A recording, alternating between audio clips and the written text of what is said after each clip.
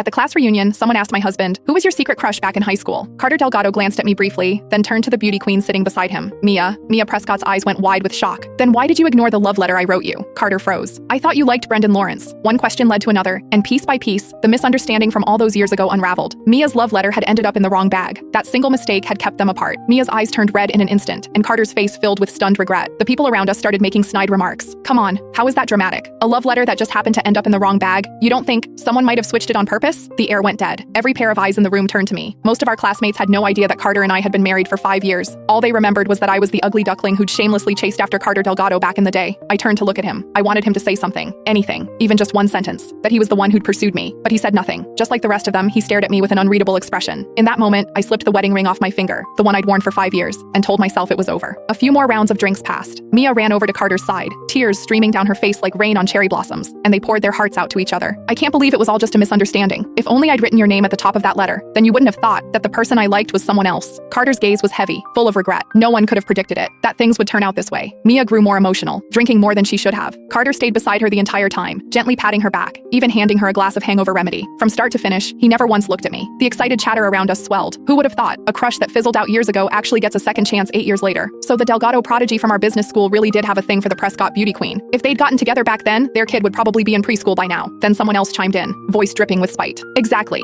If certain people hadn't thrown themselves at Carter so shamelessly, maybe those two wouldn't have spent all these years apart." Their gazes drifted toward me, one by one. Not quite direct, but impossible to miss. I clenched my fists, pressed my lips together, and said nothing. The whispers continued. Then one of the more outgoing classmates slid into the seat beside me, leaning in close. "Serena Whitmore, was it you? Tell the truth. Did you swap the love letter on purpose so those two would miss their chance?" My expression turned cold. I was about to say it wasn't me, but the crowd erupted before I could speak. I'd bet money on it. Everyone used to say Carter and Mia were the golden couple. They were obviously into each other. The only one who didn't get the memo was Serena, pining away, staring at Carter every chance she got. We all saw it. The second evening study hall ended, she'd drag him out to the track field. Who knows what other stunts she pulled? Swapping a love letter? That's nothing for someone like her. Obviously she did it. Do we even need to ask? None of them knew that Carter and I were together. 8 years as a couple, 5 years as husband and wife. They only remembered that I used to hang around Carter a lot. They assumed I was the one chasing him. A lovesick nobody reaching for someone out of her league, desperate to land the golden boy. But they didn't know the truth. From the very beginning, Carter was the one who pursued me. He was reserved by nature, never one for public displays. He'd never once posted about us on social media. Every step forward in our relationship had been his initiative, his doing. Yet somehow he always came out looking like the innocent party. He was the prodigy of the business school, turning heads wherever he went. Impossible to ignore. And me? In everyone's eyes, I was never good enough for him. But that was no reason for me to be mocked, to be humiliated. I turned to face the classmate who'd spoken, my expression flat. "If your tongue's that useless, you could always cut it out." The words landed without an ounce of mercy. Someone slammed a fist on the table and pointed at me, voice dripping with contempt. "Seriously, Serena, what do you have to be so arrogant about? If you actually had what it takes, you wouldn't have chased Carter for 8 straight years with nothing to show for it. Do you even know how the whole circle laughs at you behind your back? A delusional, ugly duckling who actually